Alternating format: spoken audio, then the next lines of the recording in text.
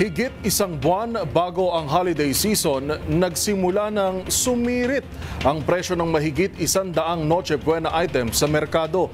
Sa huling tala ng Department of Trade and Industry, kasama rito ang ilang mga produkto tulad ng hamon, queso de bola, fruit cocktail at all-purpose cream.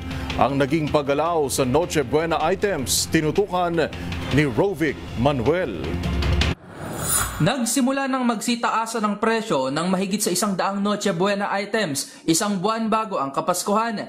Ito ay ayon sa inilabas na price guide ng Department of Trade and Industry o DTI ngayong taon. Mula sa gabay sa presyo ng Noche Buena, tumaas ang presyo ng 102 sa 236 na stock keeping units na mula sa 22 Noche Buena manufacturers kumpara noong nakaraang taon.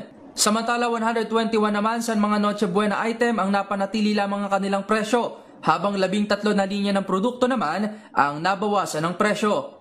Saklaw ng latest price guide ng DTI, ang 12 kategorya kabilang na ang ham, queso de bola, fruit cocktail, queso, mayonnaise, all-purpose cream, sandwich spread, pasta spaghetti, elbow at salad macaroni at tomato at spaghetti sauce. Narito naman ang listahan ng presyo para sa Noche Buena items na epektibo hanggang sa December 31, 2024.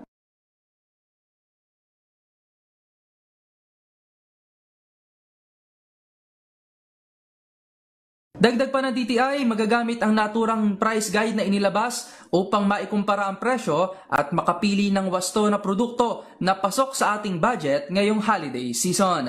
Para sa MBC TV Network News, ito si Rovic Manuel, una sa Pilipinas, una sa Pilipino.